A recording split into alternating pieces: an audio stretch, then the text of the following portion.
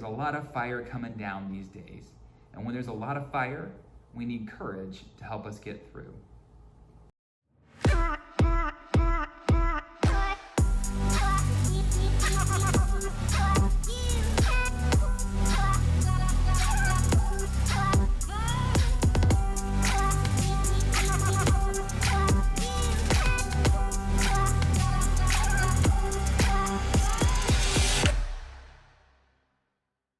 Now, the reason I want to give you this particular story is that it's a story of a young woman who was facing challenges that she did not create.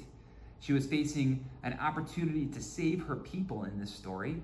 And if we can remember this story when we're facing challenges, it can really help us find our way forward. Now, the particular story that I want to lift up for you, and hopefully one that you could take in and make a part of your own sort of understanding of life, is the story of Esther. Now, Esther is itself a whole book of the Old Testament that's part of the scriptures, and the story of Esther is a beautiful one. Now, in particular, the reason I want to lift up the story of Esther for us as we face these challenges in our lives is because the story of Esther is just that. It's a story. It's a short story. It's a fable of sorts. And it was one that came from the 5th or 4th century BCE that was written by the people of Israel, the Jewish people, when they were facing grave challenges and they needed a hero to remind them of what it looks like to have courage under fire. Now, I want to offer you this story in just kind of its short form because it's kind of long, so that you can maybe internalize it and help it be a story that helps you see yourself in this story as well and encourages you to live with courage as you face the fire of life. Now, to set the stage, we need to remember that the beginning of the story comes to us where there's a king who we think is modeled after the King Xerxes, who was the king of the Persian Empire, and he was trying to impress people.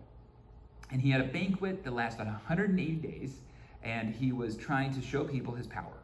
Well, at the end of that 180 days, he said that he wanted his queen, Queen Vashti, to come out and show the world how beautiful she was, which is a symbol of his power. But he said, I want you to wear just the royal crown. Now, the inference there is that she was to come out wearing just a crown and nothing else, kind of like the emperor's new clothes.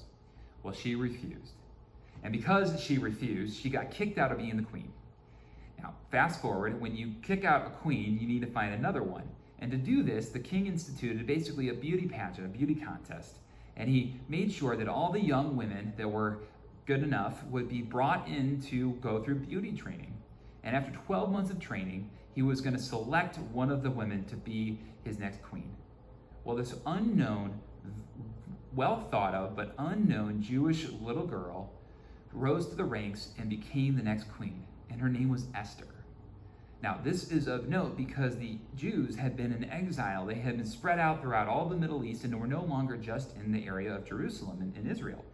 And so for her to become the queen of this global empire was absolutely stunning. But of course, Esther had a people. She was from the people of Israel. She was a Jew. And so she had a group of people that she was looking out for. Well, here's where it gets complicated, is that Esther becomes the queen, and her uncle Mordecai, ends up being a guy who foils an assassination plot and gets on the good side of the king, which is great. But to be on the good side of the king means that you're a target for others. And so there was this other guy, his name was Haman, who really did not like Mordecai. First, it was because Mordecai didn't show honor to the king. Second, it was that he didn't show honor to him. And so Haman thought, I got to get rid of him, but I'm not going to get rid of just Mordecai. I'm going to get rid of all of Mordecai's people, which would include the queen. And so he comes up with this plot that he's going to convince the king to allow him to exterminate the Jews, to commit genocide against the Jews, just because he was upset with Mordecai. And he kind of tricks the king into believing that this is going to be okay. Well, Mordecai finds out about this, and he goes to Esther and says, Esther, you have to talk to the king. You have to save your people. And Esther says, I don't think I can. I can't risk this for myself, and I can't risk it that it's going to go wrong for our people. Well, Mordecai says, you are our only hope. You have to go to the king. And so Esther says, okay, I will. It takes a little convincing, but she eventually does. Then Mordecai helps her figure out what to do. So what she does is she wines and dines the king so that he would have favor with her. But she doesn't just include the king, she also includes Haman, because she had to get him to be a part of this whole thing as well. And after several days of feasting, she finally is able to convince the king that she should be granted her wish. And her wish is that the king would spare the lives of her people. Now, in this moment, the king could have done anything he wanted to her. He could have killed her, he could have banished her, he could have said, forget that. And good news for Esther and her people, the king agrees. The king agrees to let her be the one who is going to save her people, and that the plan of Haman isn't going to happen.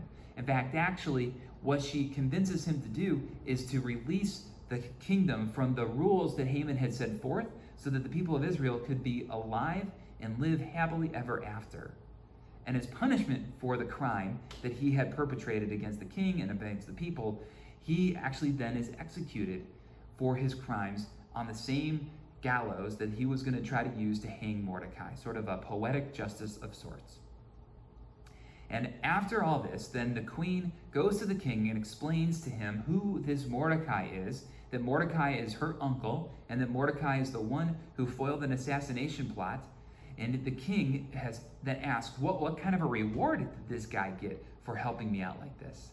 And the queen said, well, actually nothing. And he says, well, we got to fix that. And you know what he does? He makes Mordecai his number one helper, his right-hand man. And that's kind of where the story ends. It's kind of a happily ever after. Now, I got to tell you, if you ever do find yourself reading the book of Esther for yourself, and it's really a book that's meant to be read, not just heard aloud. There are other parts of the scriptures that are better heard as an oral tradition, but this one was really written carefully. You'll find out that there's a few more chapters, and the scholars think that those were kind of added afterwards, and you'll see there's some holy killing that happens there, and you'll make sense of why that was perceived to be a later addition. Now, when we hear that story of Esther, we hear one of the most popular phrases from the scriptures for such a time as this. That's the way that Mordecai talks to Esther about the opportunity he has, that you were put in this place for such a time as this. And what that means is that Esther had an opportunity to exercise courage when she was facing challenges that she simply did not make happen on her own. But she had an opportunity to help other people. And in that opportunity, she was able to spare, in the story, the lives of countless and countless Jews, which is an amazing thing, because that's a really great thing to have a part of your legacy. Now, I need to tell you that this story is actually one of those stories that's a fable, that we don't think all this actually happened, and there are clues all throughout that it's really meant to be a teaching story, which means for us, we can't and don't have to take literally all of it to be instructive for us.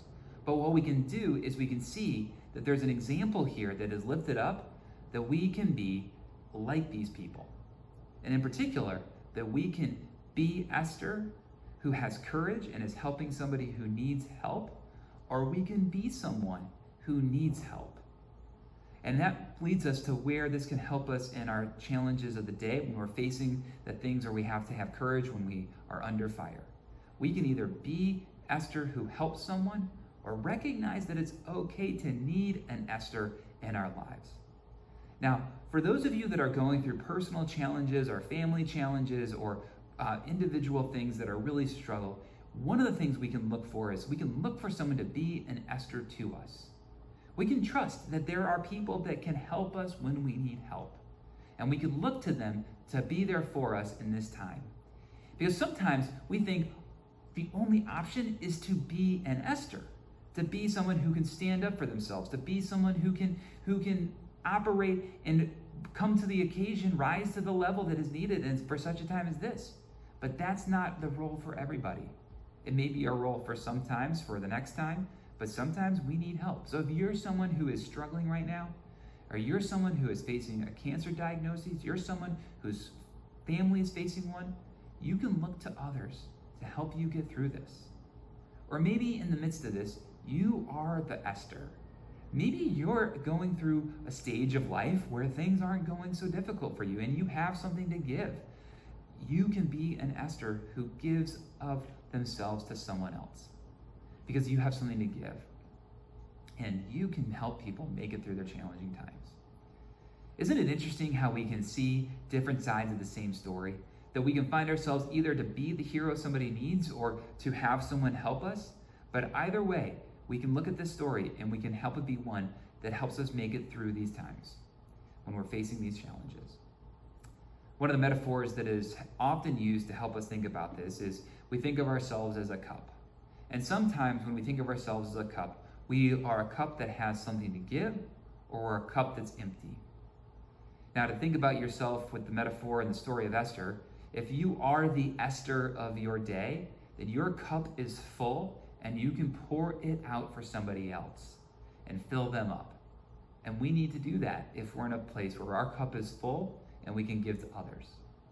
But it's also true that if our cup is empty, we need to recognize that we've poured ourselves out and it's time for somebody else to pour into us. And it's okay to say, hey, I need help. It's okay to say, hey, I need an Esther to come to me. And we can look around to our church family, to the people in our lives, and ask them for help. To say, this is the time that I need something. I need support. I need prayer. I need help with food. I need help with my rent, whatever it might be. It's okay to be in a place where you can say, I need an Esther. So my encouragement to all of us is to hear this story of Esther afresh, to let it come into our hearts and let it be a story that inspires us and encourages us. For some of us, it's going to inspire us to be a hero, to be the hero that somebody needs, to step up for such a time as this. And we can pour ourselves out. And for others, it's going to remind us that it's okay to need someone to help us. It's okay to be in a place where we might have our cup full and we need to ask somebody to pour into us. And we need to be on the look, if that's where you are, that's where we are, for an Esther to come along, and then we gotta accept their help. Now, when we do these two things, whether we pour ourselves out or accept that someone can be there for us, then we can make our way through these times where we need courage. Because it's courageous to offer help, but it's also courageous to accept help. And both of these times are kinds of courage we need when we're under fire. Maybe you're under fire and you need help. Maybe somebody you know is under fire and you can offer help. Either way, that's the kind of courage under fire that we need to give.